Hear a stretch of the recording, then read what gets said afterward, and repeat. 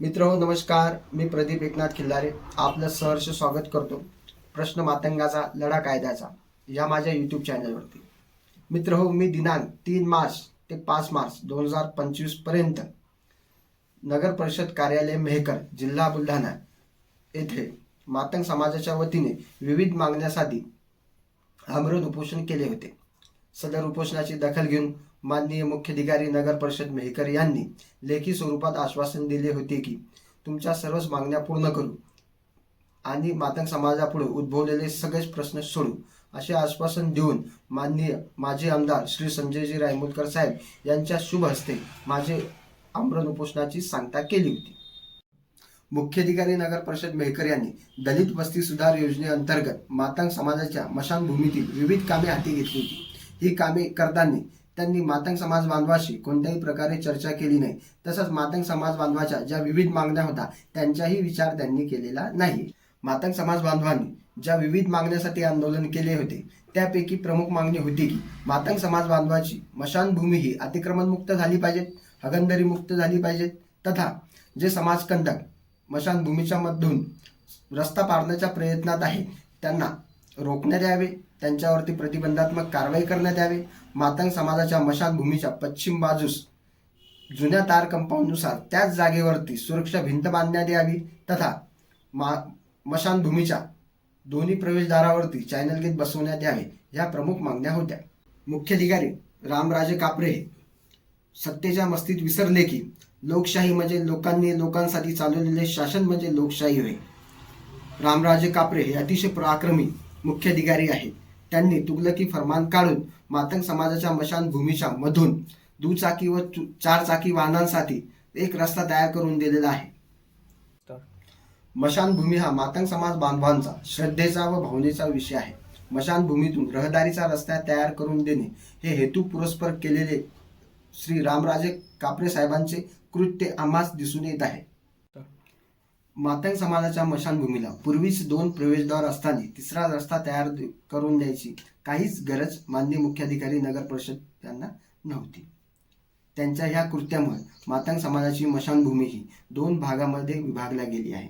मातंग समाज बांधवाच्या समाध्या या मशानभूमी बाहेर पडलेल्या आहेत, तथा शिवमंदिरे मातंग समाजाच्या मशानभूमीतून बाहेर पडलेले आहेत। माननीय मुख्याधिकारी रामराजे कापरे साहेब हे एवढ्यावरच थांबले नाही, त्यांनी चुकीचे अंदाजपत्रक तयार करून खोटी नाटे कामे ही अंदाजपत्रकात दाखवून शासनाच्या तिजोरीला चुना लावलेला आहे। जसे की मातंग समाजाच्या मशानभूमीतील सुरक्षा भिंतीची लांबी ही अंदाजपत्रकामध्ये 200 मीटर एवढी दाखवलेली आहे, जिची वास्तविक लांबी ही फक्त 95 मीटर एवढीच आहे।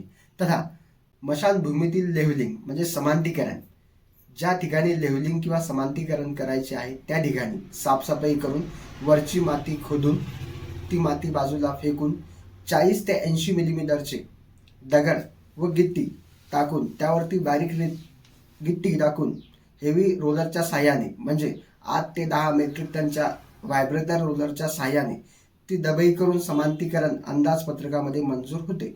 परंतु असे कोणतेच काम मातंग समाजाच्या मशानभूमीमध्ये झालेले नाही। हे काम फक्त कागदावरतीच झाले। असेच काम मशानभूमीतील शेड दुरुस्तीच्या बाबतीत सुद्धा झालेले आहे।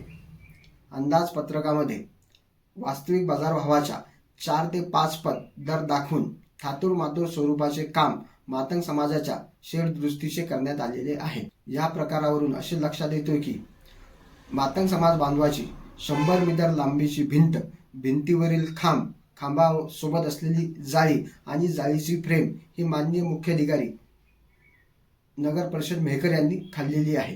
ते एवढ्यावरच थांबले नाही, त्यांनी समांतरीकरणाच्या कामामध्ये दगड, गिट्टी, मुरुम हे सुद्धा खाल्लेले आहे।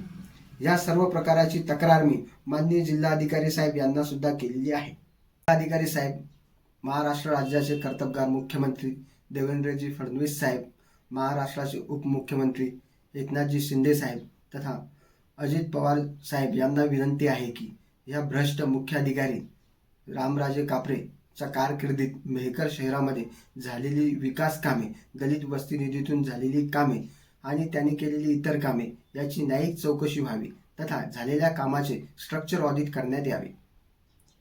मुख्याधिकारी नगर परिषदांनी केलेले चुकीचे अनावश्यक बांधकाम याच्यामुळे मातंग समाज बांधवांना जो त्यांचा मशानभूमीचा खूप मोठा भूखंड गमावा लागलेला आहे तो परत करून देण्यात यावा.